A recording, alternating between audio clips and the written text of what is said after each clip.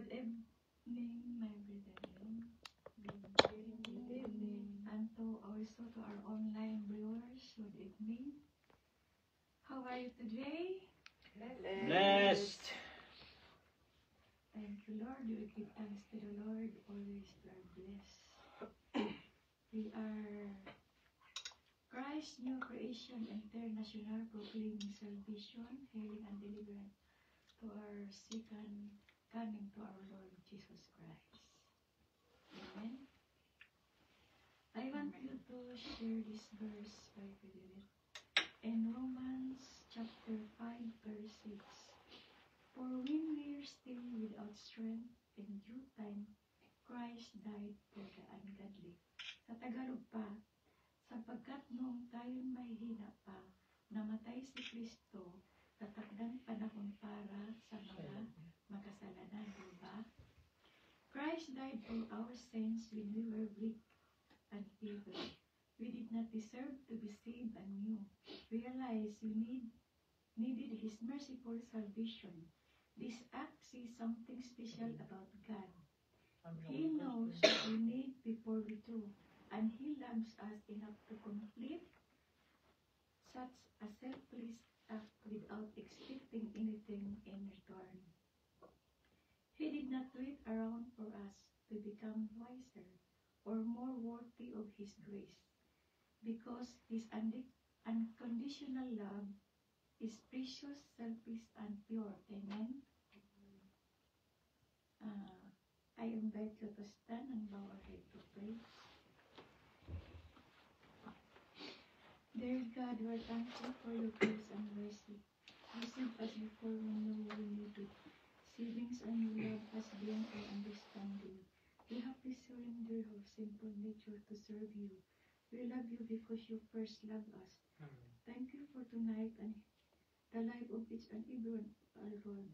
Thank you for this house and the household as well. You use it mightily, that your name be lifted up. As we study your name, Lord, as we study your words, pour out your Holy Spirit to surround us. Touch every heart to understand your words, anointing every lips, our worshiper, our exhorter and messenger to preach the gospel. In Jesus' name we pray. Amen.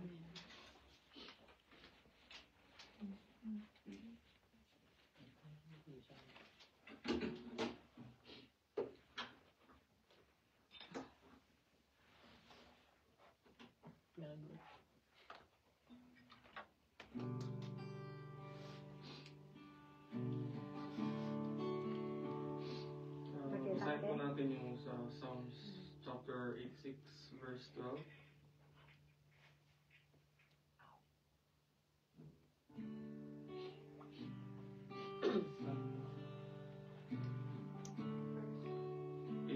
Verse 12.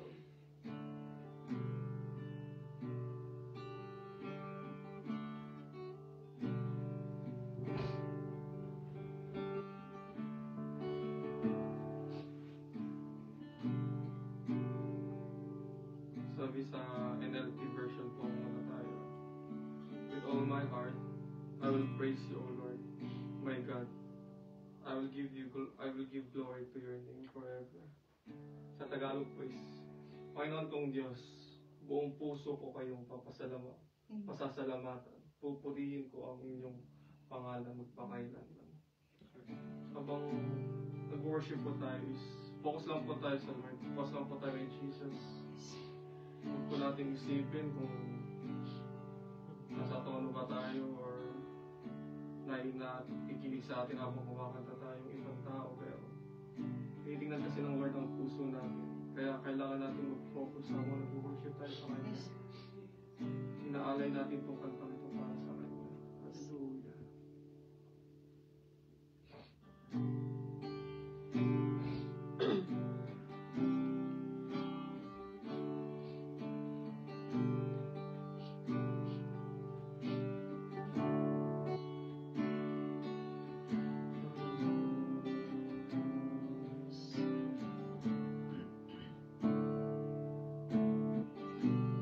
Lord, I give you my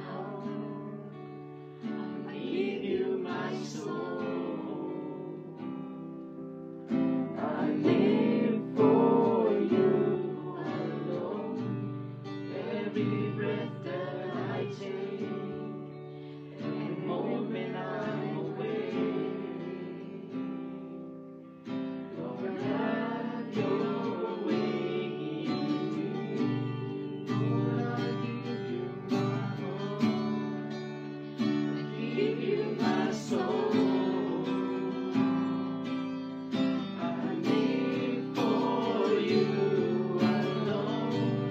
Every breath that I take, every moment I'm away.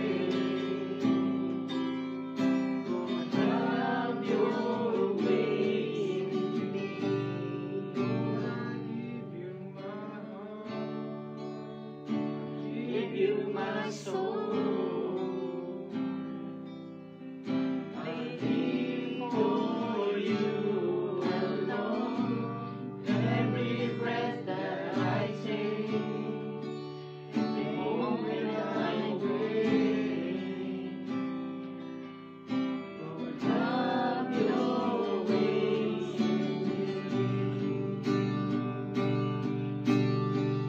And I sing praises to your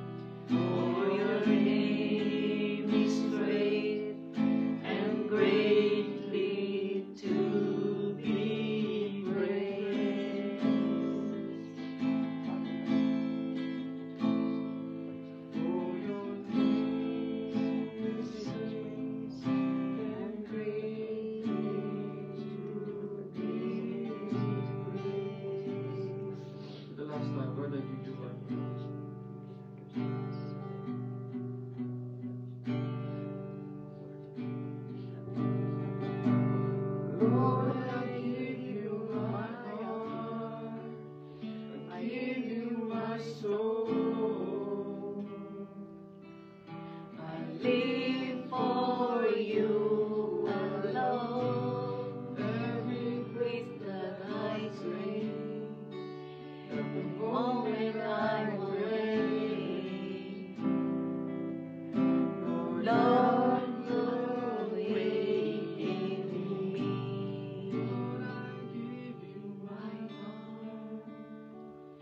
Give you my soul. I live for you alone. Every breath that I take, every moment I'm away, Lord, have your ways in me. Lord, have your way. Lord, have your ways in me.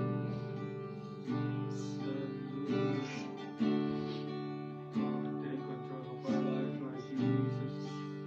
Lord, we surrender everything to you, Lord God. Jesus. All our worries, Lord God, Jesus. Lord, maraming salamat po, Panginoon, Lord God, Jesus. Kayong aming Panginoon, Lord, na tagapagligtas, Panginoon, Lord Jesus. Salamat, Panginoon, Lord God. Sa kabila ng aming mga pagkukulang, Panginoon, Lord God. Nandyan pa rin po kayo para sa amin, Panginoon, Lord God, Jesus. Hindi kayo sumusuko, Panginoon, kahit gaano katigas sa aming ulo, Panginoon, Lord God. Nandyan pa rin po kayo, Panginoon, Lord God, Jesus. Hallelujah. Salamat, Panginoon, Lord. Sa gabi nito, Panginoon, Lord God. Pangalan niyo lang aming itataas. Papupurihin at sasambahin, Lord. In Jesus' name, Lord, we pray. Amen.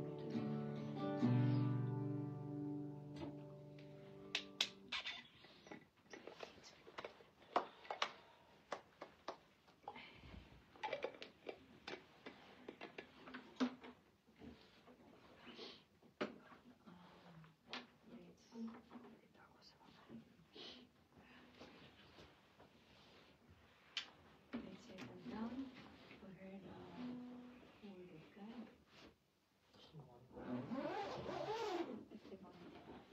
Testify. There's someone else to testify the goodness of God. Next week. Yeah.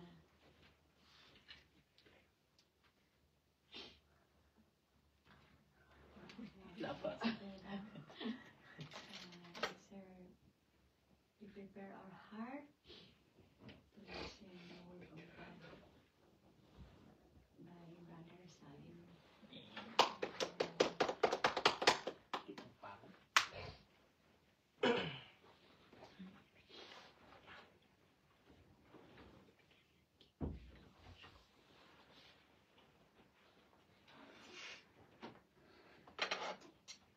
Magandang gabi mga kapatid.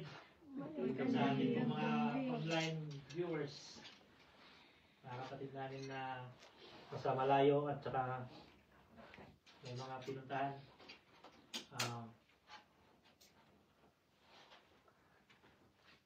Isang mapagpalang gabi po sa inyong lahat.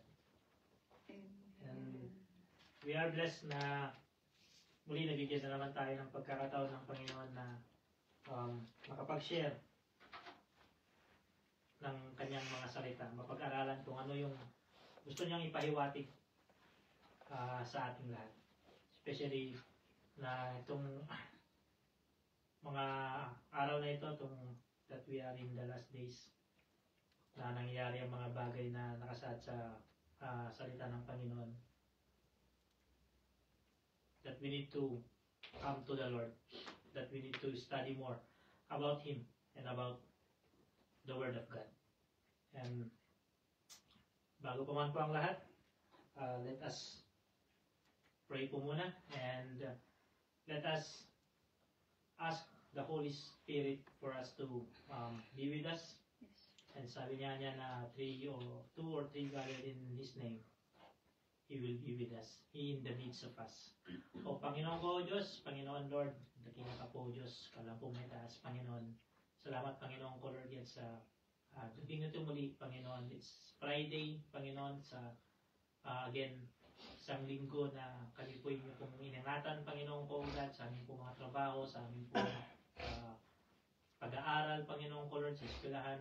Lord, salamat, Panginoon ko, Lord, yan, because you are always be with us, oh God. You are always with us, oh God, Lord.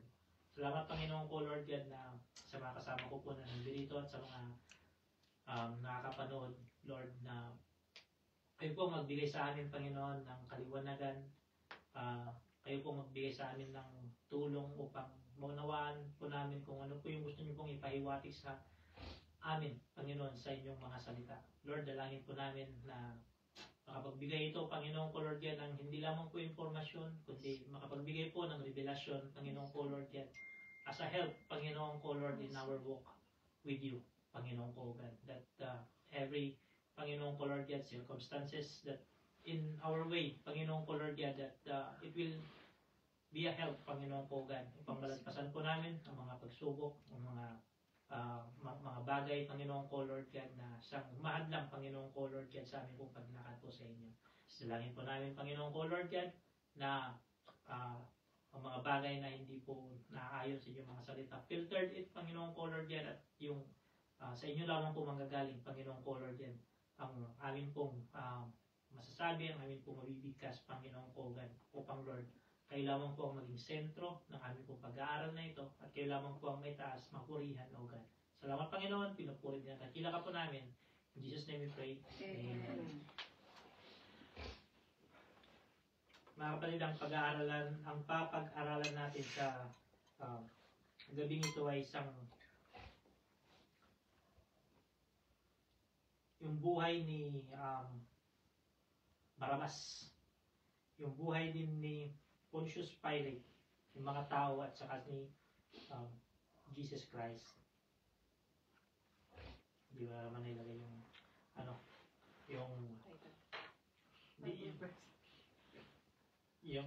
chapter. Ako Luke 2 Luke 23. Tama, Luke 23. Maybe Luke 23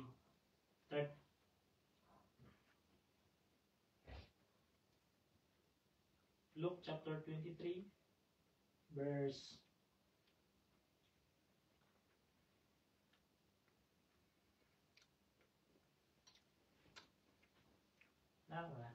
13 to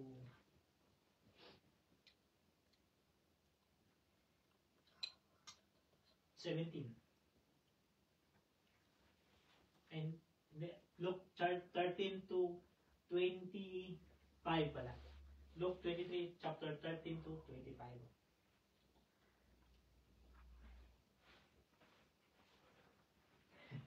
Pero bago ang lahat, may introduction muna tayo.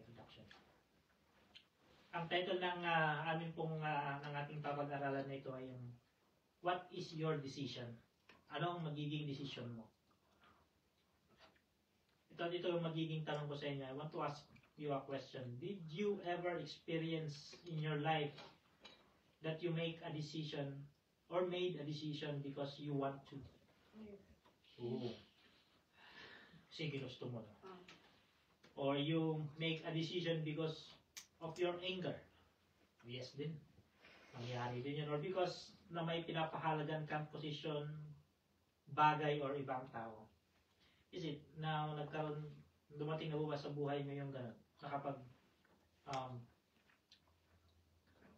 Nakapagbigay kayo ng decision dahil meron kayong pinapahalaga na ibang tao, position, or bagay na parang ayaw nyong mawala sa inyo. Yeah, always. In myself, Brethren, sa aking buhay, many times I made a decision because of anger. Because of emotions. I made the decisions dahil ginusto ko lang. Yun bang pabigla-biglang decision lang. Many times. Mostly, ang outcome niya ay hindi maganda. May mga napapahamak. Sometimes, may mga nagsasuffer. Talagang hindi maganda yung outcome. Yung mga decision na yan. Imbis na maayos ang problema, mas lalong gumugulo at walang peace. Kaya sometimes nire-remind tayo ng Holy Spirit pero nasusunod pa rin yung gusto natin. Sabi nga dun sa preaching last Sunday ni Pastor Jeremiah na the Holy Spirit give us conviction to do what is right. Kaya there's a story in the Bible in the New Testament on how they decide on what, and let us see kung ano yung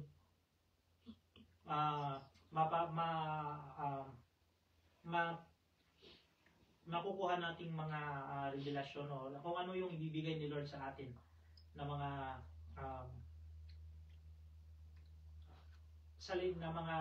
magagamit natin upang sa ating paglakad sa Panginoon. O yung paano tayo makipag-deal na dito sa mundong ito. And can we read sa NKJV? Sa NKJV. Last time Tagalog. Ngayon English.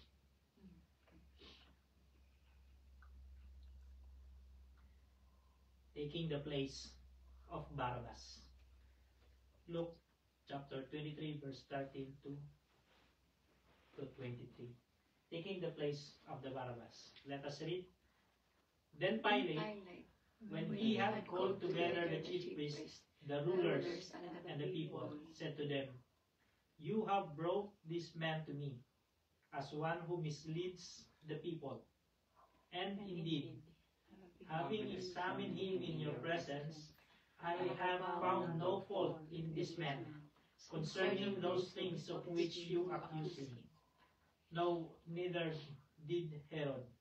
For I sent you back to him, and indeed nothing deserving of death has been done by him. I will therefore justice him and release him, for it was necessary for him to release one to them at the feast."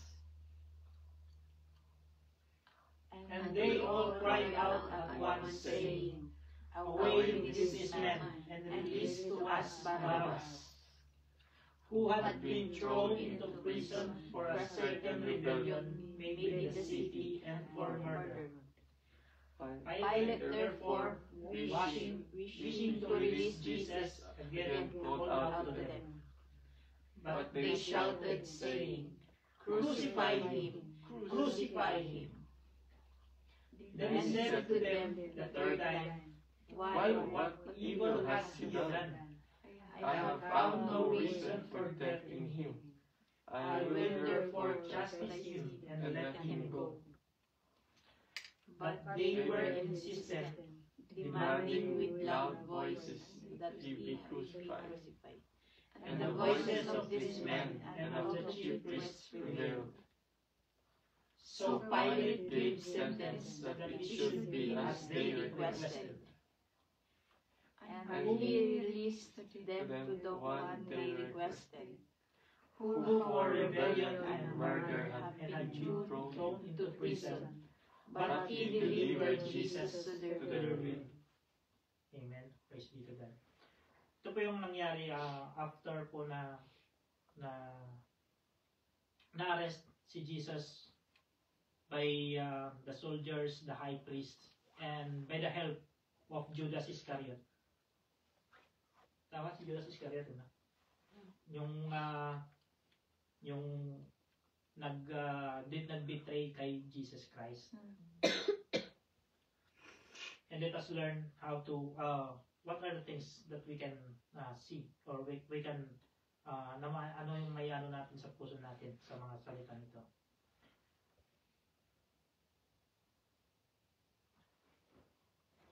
Si Pilate, si Pontius Pilate. Sige. Dito pala. This story in the Bible is when the high priest, together with the multitude, brought Jesus to Pontius Pilate, accusing him in believing that Jesus is guilty of blasphemy, claiming to be the Messiah, the Son of God, claiming to be the Christ and the King of the Jews. hindi matanggap ng mga high priest, ng mga religious leaders. Ang sa tingin nila na si Jesus Christ ay isang blasphemer. So, lalo ng blasphemer, mapanglinlang, manloloko.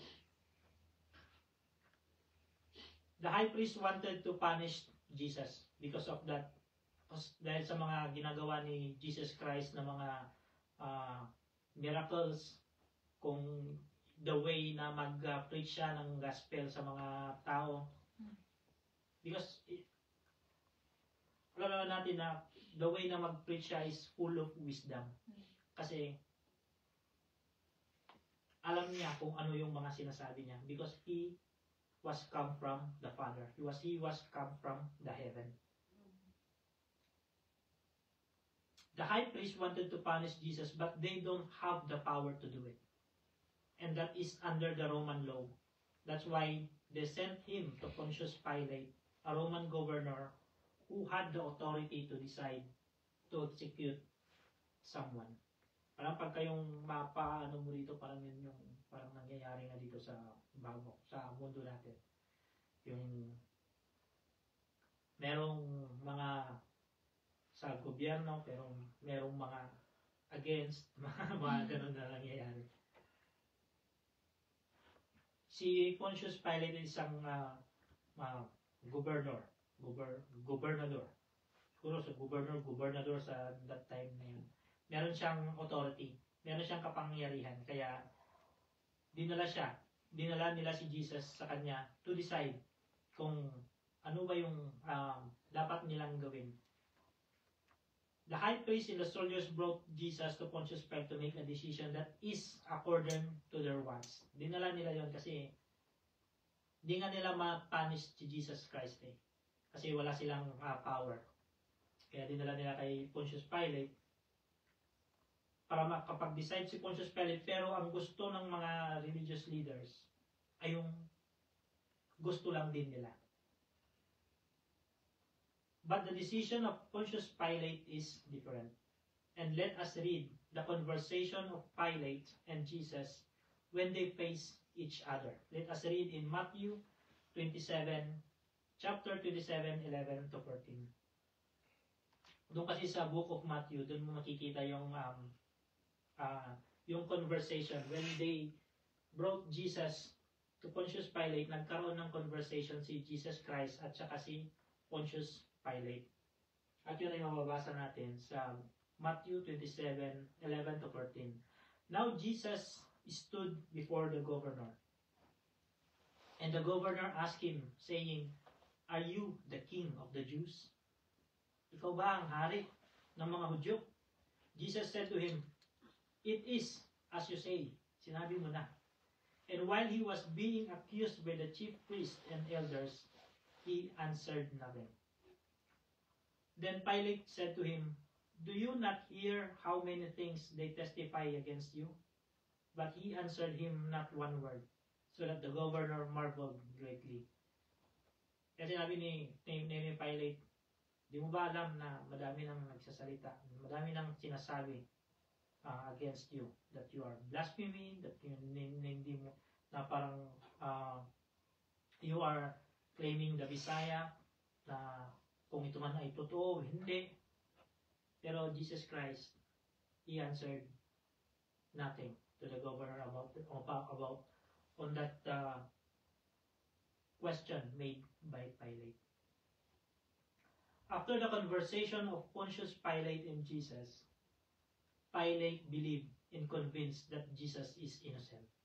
Nung natapos na yung pag-uusap nilang dalawa, that he did nothing wrong. Naniwala si Poncio Pilato na walang ginawang mali si Jesus Christ. He believes that there is no basis of charge with Jesus. I believe that sa pag-uusap nila na yun, there is something like a power. There is something like a conviction that Jesus has. Because He is God. Kasi, tsaka nagsasabi siya ng totoo. And I believe that.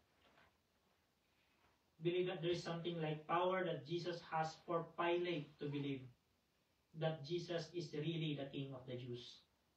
that really that Jesus is the Messiah. Additionally, the wife of Pilate had a dream about Jesus, that he is innocent. Let us read in Matthew 27:19. It is a big help na ginamit din ng Panginoon, ng Holy Spirit, yung asawa ni Pontius Pilate, to give to Pilate, the governor, na si Jesus Christ ay innocent. And I will going to read it in NL, New Language Translation version. Just then, sabi niya dito sa Matthew 27:19, as Pilate was sitting on the judgment seat, his wife sent him this message: leave that innocent man alone. Sabi, yung asawa na niya mismo ang nagsabi, I suffered through a terrible nightmare about him last night. So, there is a dream na kay Mrs. Pontius. Pilate, kay Mrs. Pilate, that Jesus Christ is innocent, na wala siyang ginawang masama. What it means to us, mga kapatid, kung ano yung sinasabi dito sa verse na ito. This is really that in this verse had something to tell to us that even in our dreams, God is working, for He has something to tell to us. Kagaya ni Mrs. Pilate, na kinausap siya ng Holy Spirit, ng Panginoon, to tell that Jesus Christ is innocent. God is talking to us even in our dreams. Like the wife of Pilate, she encountered God telling that Jesus is innocent. Then what happened next is Pontius Pilate tells to the crowd that Jesus is not a criminal, that he did nothing wrong. Sinabi na niya sa mga tao after that conversation. After that,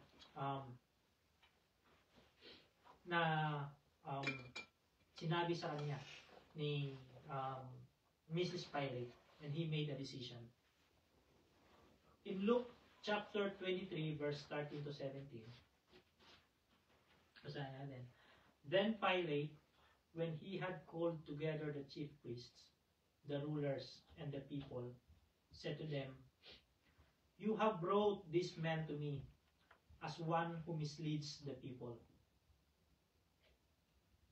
As one who misleads the people. Parang sabi ni Pilate sa mga tao na dinala niyo sa akin, na inakusuhan niyo siya na parang nililigaw niya ang mga tao. And indeed, having examined him in your presence, I have found no fault in this man concerning those things of which you accuse him. No, neither did Herod, for I sent you back to him. And indeed, nothing deserving of death has been done by. So Luke 23 verse 13 to 17. Sabi niya na sa aming pag-uusap at sa aking pakikinig sa kanya, wala akong nakita na isang bagay na parang maglilid sa kanya para akusahan natin siya. Na parang maglilid sa kanya upang maparusahan siya dahil sa sinasabi ninyo na nililigaw niya ang mga tao. Pero para sa akin, sabi ni Pilate, hindi ko nakita iyon base sa aming pag-uusap at base sa binigay ng asawa ko na siya din ang nagsabi na inosente ang taong ito na si Jesus Christ.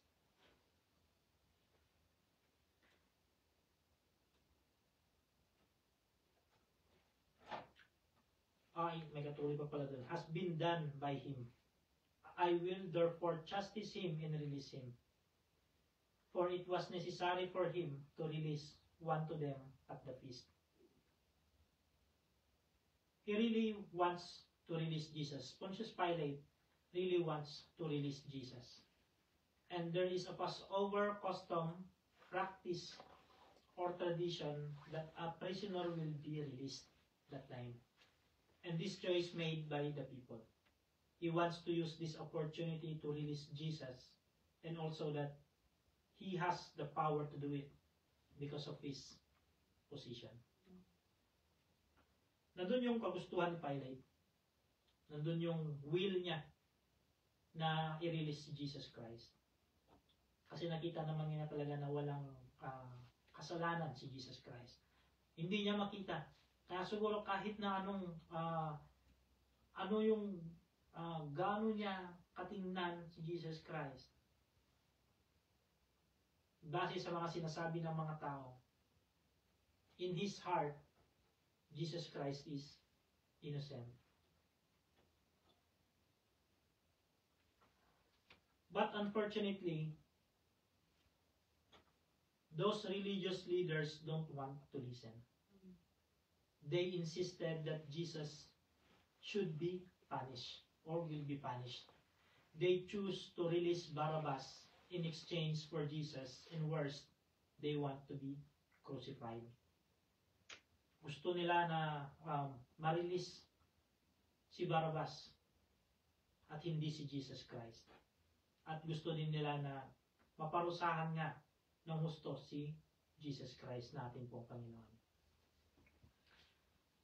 And we know that it was happened, brethren, na gusto nila na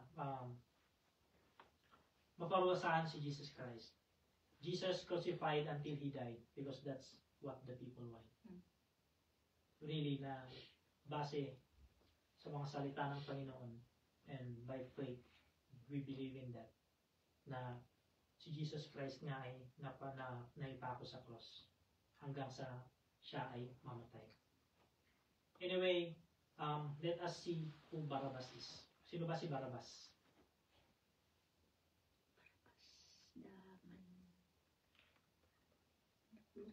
Sino ba si Barabbas?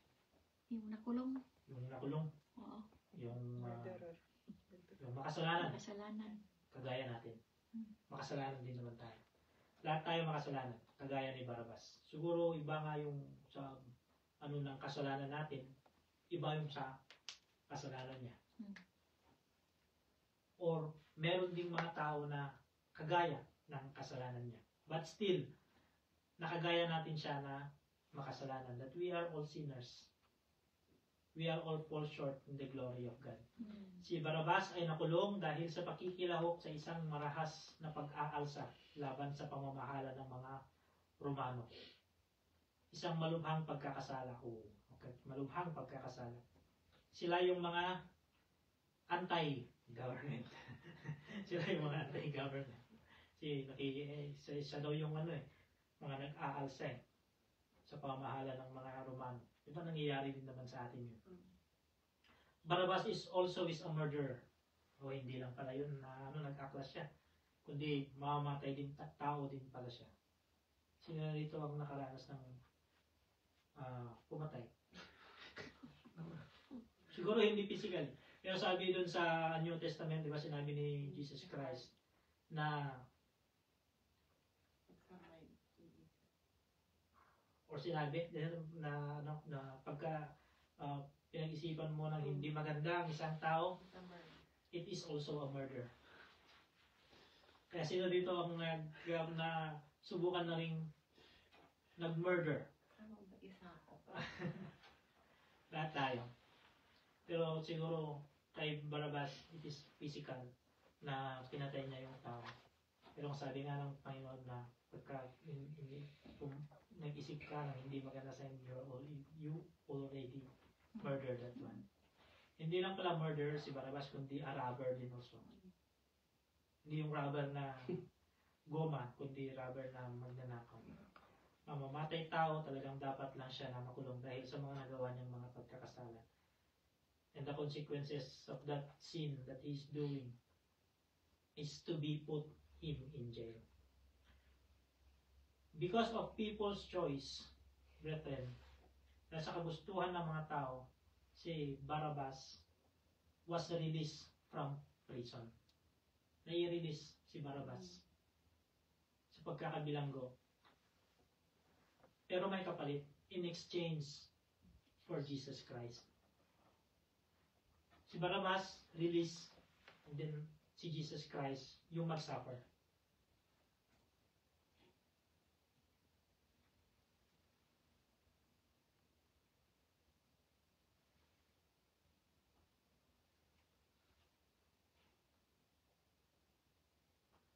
Because of people's choice, Bethany was released from prison in exchange for Jesus. Decision po ng mga tao na mapalaya si Barabbas. Decision ng mga religious leaders, ng mga high priest, at yung mga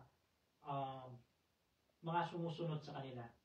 Pero ito ang isipin natin mga kapatid, at kailangan natin naunawain na kung hindi dahil sa buhay ni Jesus na nagamit,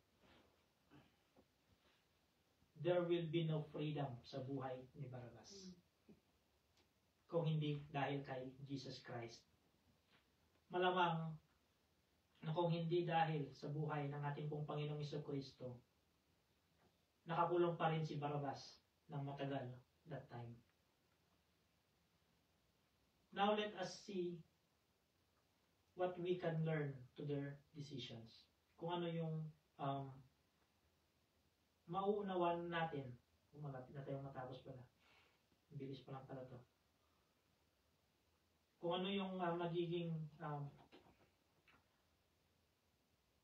takeaways natin. Kung ano yung magiging natin sa mga desisyon ng High Priest, Jesus Christ, at ni Pontius Pilate. First, High Priest, religious people and the crowd. And yung mga soldiers din na rin. Sila yung mga nagdala kay Pontius Pilate para maimbestigahan at maybe they are put in husgado, in judge. Ang mga high priest, religious people in the crowd, nangingibabaw yung galit. Nangingibabaw yung inggit, yung selos, at yung pride nila. Why? Dahil mas madami na ang sumusunod at naniniwala kay Jesus kaysa sa kanila. Dahil sa mga nagawa ni Jesus Christ na mga miracles at sa mga full of wisdom na mga sinasabi niya sa mga tao. They made a decision without peace sa kanilang puso. They are emotionally pressured that time, kaya nagawa nila ang isang bagay na ikinapahamak ng isang tao. You can say na isang tao si Jesus Christ because He is in the flesh like us. But He is a fully God.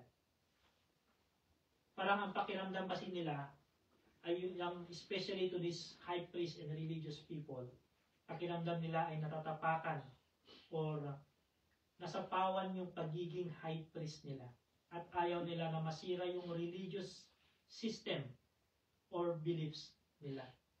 Baga yung may mga sila, yung mga rules o may mga anong tawag doon, traditions, cultures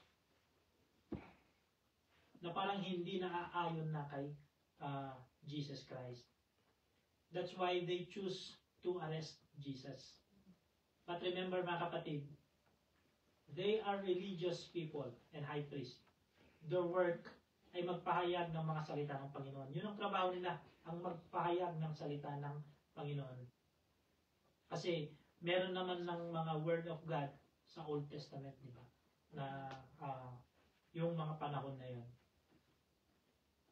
They should know what's the Old Testament or yung salita ng Panginoon is saying. Dapat alam nila kung ano yung itinuturo, kung ano yung salita na itinuturo nila sa mga tao. That there will be a Messiah to come to save the world. Maybe they know it, pero dahil sa galit at emosyon, hindi nila nakita yung bagay na yun. So mga kapatid, isang paalala sa atin na huwag tayong gumawa ng desisyon kung tayo ay galit or emotional. Dahil sigurado na may mapapahamak. Either us or other people ang mapapahamak, ang magsuffer. That we should pray and ask God for wisdom on what decision we will going to do. Kasi nangyari nga din po talaga sa akin yun, na daming beses na nagkaroon ako ng mga decision sa buhay, pero nandun yung galit ko, nandun yung hindi maganda na emotion ko, kaya hindi maganda yung outcome. Ang sabi ng Bible, ang sabi ni Apostle James sa 1:5-6, sabi po niya dito, if any of you lacks wisdom, let him ask of God, who gives to all liberally and without reproach, and it will be given to him. But let him ask in faith with no doubting. For he who doubts is like a wave of the sea, driven and tossed by the wind. I believe na ang mga religious people that time, siguro hindi sila nanalangin din sa Diyos Ama. Kung ito na nga ba, si Jesus Christ ang ang inaantay ng karamihan na magliligtas sa buong mundo. Ito na ba yung inaantay namin na Messiah? Because they are religious people and they know that there is God. Na mayroong Diyos Ama. Kasi yun yung trabaho nila. Ang may palaganap, ang may pahayag kung ano yung sinasabi ng kasulatan. Hindi pa ganito na Bible yung ano pa dati, kundi yung, di ba yung napanood natin yung parang yung scroll lang. Parang mga Manila paper siguro doon na sinulatan tapos pero they are religious people. Alam nila kung ano yung salita ng Panginoon. Pero dahil nga sa galit nila, dahil nga sa ayaw nila, yung selos nila o yung mga attitude nila na parang hindi parang nasapawan na sila, hindi na nila nakita. Or hindi rin sila nagbabasa. They are religious people but they are not reading the Word of God. Apostle James is telling to us that we need God in our decisions. Kailangan natin ang Panginoon sa ating mga decision, sa bawat decision natin. And we need ask by faith nang may pananampalataya. And it is important para hindi tayo magkamali sa mga gagawin natin. In Proverbs chapter 12 verse 15, sabi niya dito, the way of a fool is right in his own eyes, but he who heeds counsel is wise. Those priests, dahil sa posisyon nila, ang akala nila, sila lang ang palaging tama. Pero hindi nila namamalaya na sila'y nagiging mangmang dahil sa mga ginagawa nila. And also, hindi na rin natin nakita yung tinatawag natin na submission of the authority dahil they insist yung kagustuhan nila. Hindi na rin nila nabigyan ng respeto yung decision ni Pontius Pilate na i-release si Jesus Christ. Para saan pa na dinala mo ang isang tao sa kanya at yun din yung at ang kagustuhan mo din pala ang masusunod. Di ba nangyayari sa government natin ngayon? Nangyayari sa bansang Pilipinas yan na nag-aakusa tayo ng mga bagay ng mga tao. Dinadala natin sa mataas na posisyon, pero kung ano ang magiging desisyon ng tao, nagre-reklamo tayo, nagwiwilga tayo. Kasi ang gusto mo lang kasi mangyari ay yung kagustuhan mo lang. Wala nang submission to the authority. Wala nang respeto kung ano ang nasa taas. And second, kung ano rin yung decision ni, ano ang matutunan natin sa decision ni Pontius Pilate. First, he made a decision with wisdom. He chose to do what is right, to release Jesus because he believed that Jesus is innocent. Di ba sinabi niya doon? Na wala akong nakita na kasalanan ng tao na ito. I examine him in front of you at wala akong nakita na mali sa taong ito. But it was changed when the people insisted what they want. Yung desisyon niya nang una na palayain si Jesus Christ na sinabi niya sa tao at nagre-reklamo, nagsisigaw ang mga tao na gusto nilang palayain si Barabas, baka nandun na rin yung pressure niya sa kanyang puso, sa kanyang isipan. But it was changed when the people insisted what they want. Maybe that he is protecting his position. Or he is afraid na baka magkagulo. Both the high priest and Pilate choose Barabbas over Jesus. In the end, si Pontius Pilate, pinili na rin niya si Barabbas because of the crowd. They choose, both the high priest and Pilate choose Barabbas over Jesus. They choose darkness over light. Why darkness? Because nga dahil nga sa character ni Barabbas. Light because of Jesus. Yung character ni Jesus Christ, that He is the light of the world. Distraction over peace. Saan ka ba makakita ng meron bang peace doon sa kaugalian, doon sa sin? Makikita mo lang na peace ay kay Jesus Christ. Death over life. Diba? Ang kanuan ni Barabbas ay mamamatay tao. But Jesus came that we may have life. Condemnation over salvation. Salvation because of Jesus Christ. Para magkaroon tayo ng buhay ng walang hanggan. Condemnation dahil sa attitude ni Barabbas. It is a reminder to us, mga kapatid, that we need to do what is right. Kahit ano pa ang magiging kahihinatnan ng buhay natin. I believe na hindi tayo pababayaan ng Panginoon. Because that is what He wants to us. And magagawa lang natin na piliin ang tama if we have Jesus in our life.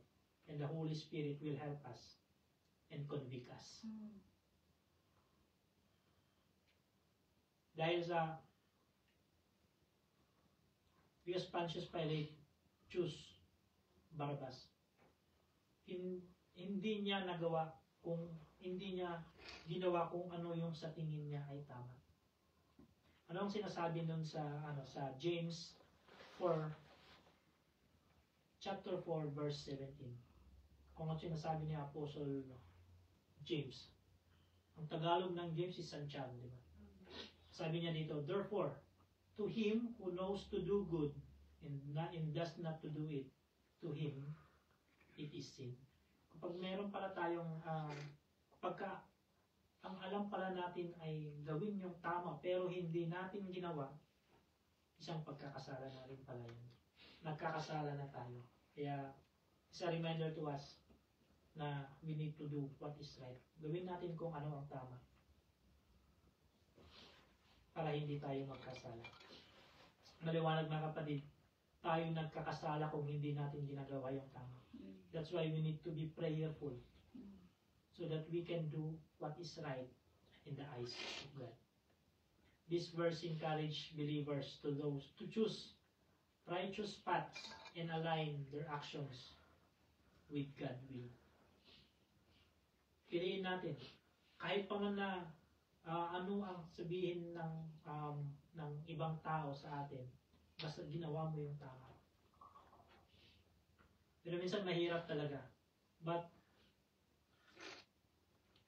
it is yung sinasabi ng salita ng Panginoon. Sometimes ikakapahamak ng isang tao. Halimbawa, may ginawa ang isang tao na ito, si A.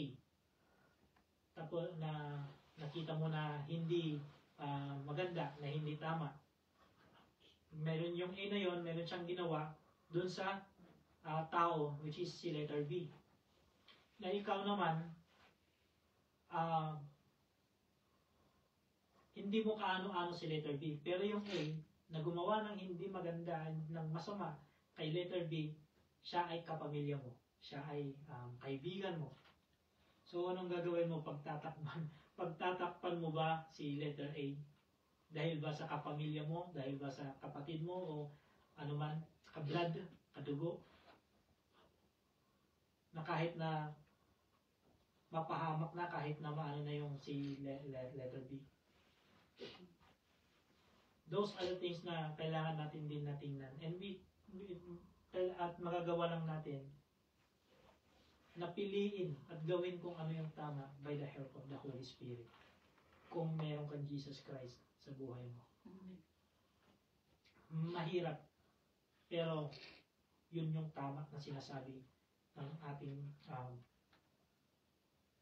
salita ng Panginoon. At third na decision natin pong malalaman sa istorya na ito, si Jesus Christ. Kung ano yung decision ni Jesus Christ. Jesus' decision is the greatest. Ito yung pinakadakila na decision. Nothing compares what He has done to choose to suffer. Because He is God. He can choose to fight. Pwede niyang anuhin na because He is in the flesh, masasaktan din siya. Mapaparusahan siya, makakaramdam din siya ng sakit because He is in the flesh that time. Pero He choose not to fight. But He made a decision that everyone will benefit, that everyone will be saved. Yun yung pinili niya. Pinili na rin niya na akuin or piliin na maging replacement ng magkakasala ni Barabas. Hindi lang yun. Pinili niya na maging sacrificial lang. Hindi lang kay Barabas, kundi para sa ating lahat. In 2 Corinthians 5:21, si Jesus Christ ay walang kasalanan. He is a sinless man. He is a sinless God. Sabi niya dito sa 2 Corinthians 5:21, for He made Him who knew no sin to be sin for us.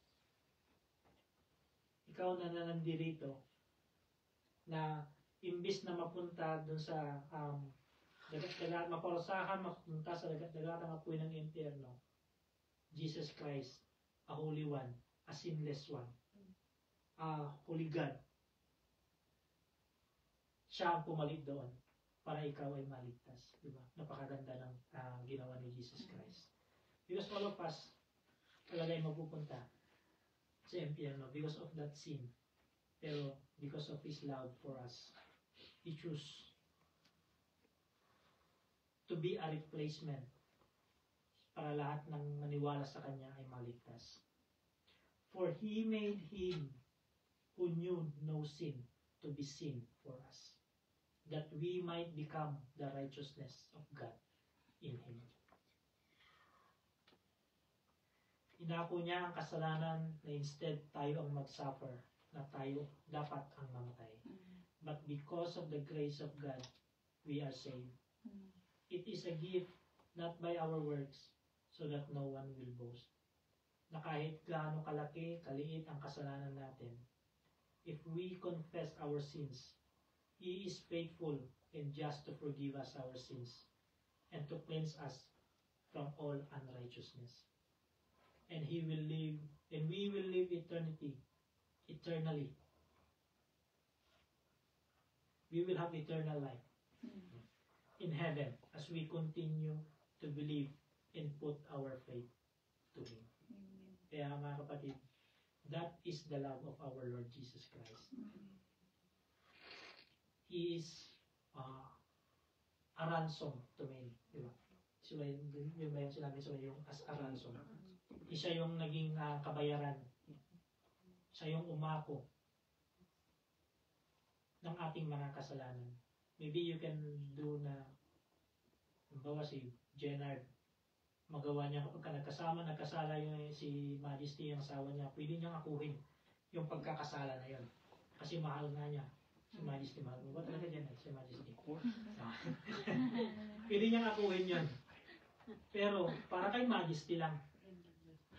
Yun yung kaibahan. Pwede na siyang maparusahan para maligtas si Majesty. Pero kay Majesty lang. Pero si Jesus Christ, sa lahat ng tao, siya ang umako, siya ang tinanggap niya na maparusahan, mapako sa krus para ang lahat na maniwala sa Kanya ay magkaroon ng buhay na walang hanggan. Hallelujah. And that is the decision that was made by our Lord Jesus Christ. But how about brethren? What is our decision? Our online viewers, mga kapamilya namin, kapatid, kayong mga kaibigan namin sa Facebook, mga followers, non-followers, sa mga nagmamahal sa amin, sa mga hindi. Ano po yung magiging decision natin?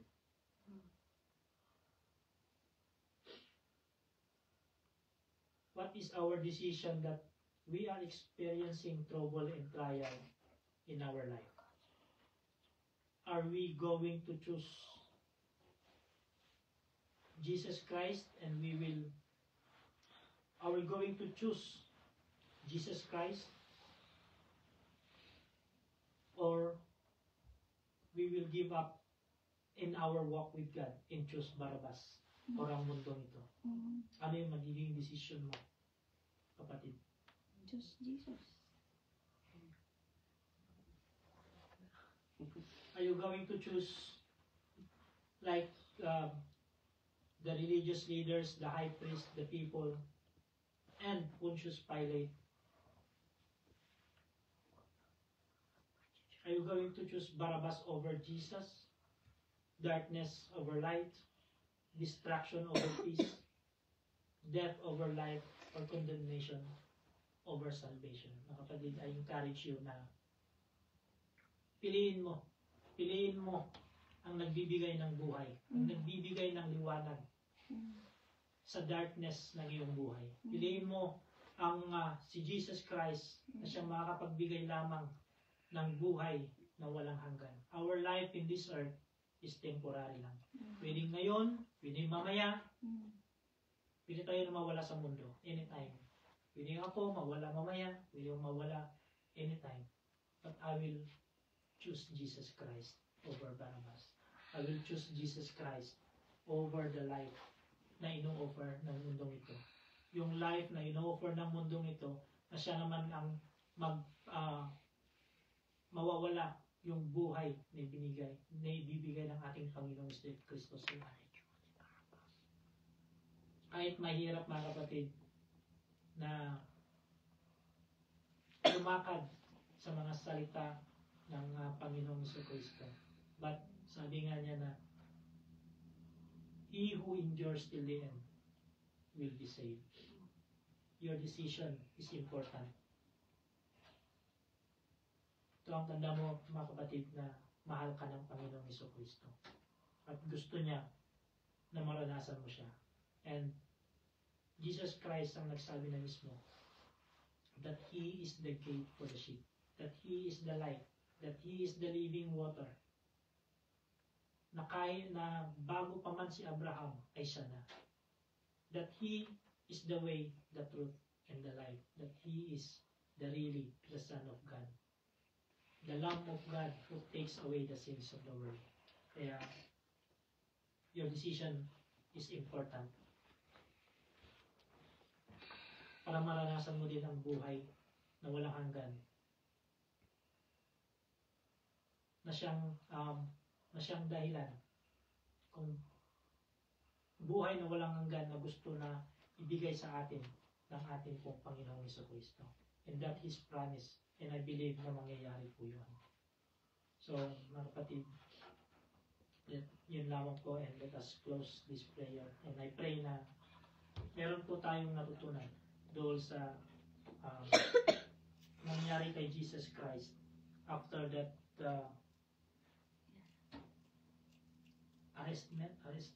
after that arrest, di ba? Tawag din. Yung pagkakaresto, pagdakip, and before the crucifixion. I pray na sa maiksing pag-aaral na yun, meron po tayong natutunan.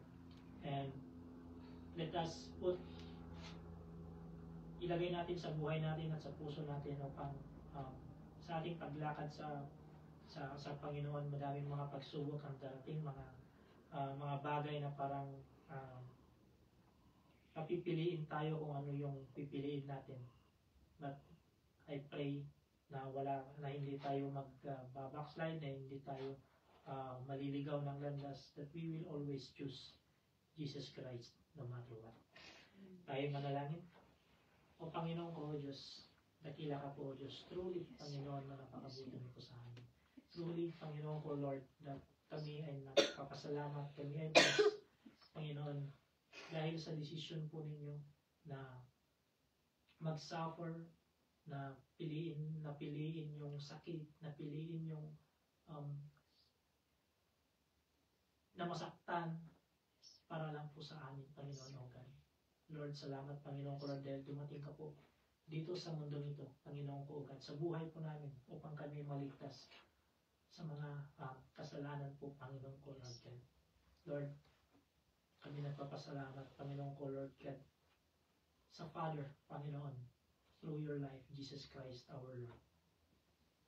Nasa pamamagitan po ninyo, Panginoon ko, Lord God, ay makikita po namin ang inyong pong kingdom. Makikita po namin ang inyong pong kaharian sa langit. At mararanasan po namin na doon wala na pong mga bagay na kasalanan.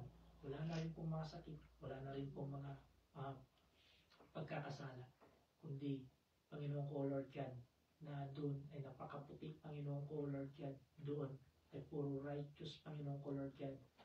Dahil kayo po, Panginoon ko, Lord God, ang nandun. Salamat, Panginoon ko, Lord God, sa pag-aaral na ito.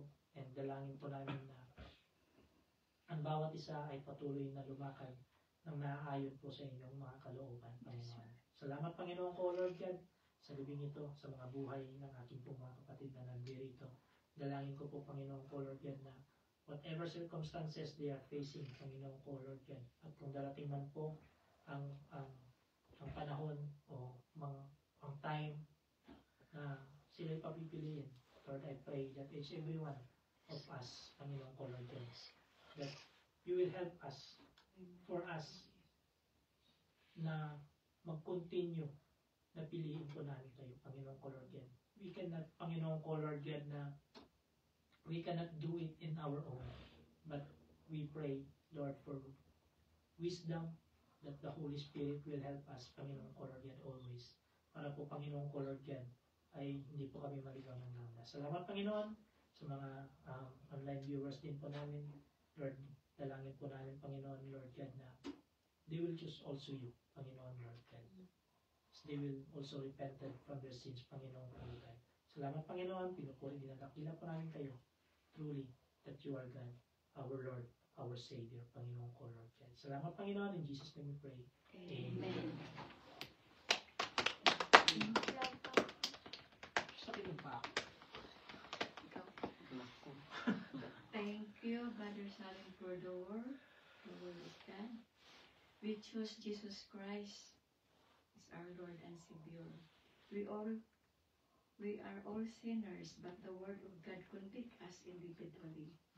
God wants us to confess our sins and turn to God and walk with Him by faith according to His will. Amen. Announcement.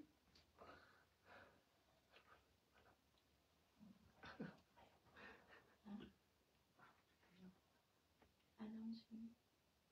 Thursday, Friday, Okay. and Sunday. Announcement for Thursday prayer meeting and every Friday Bible study. Since ay anniversary August 10.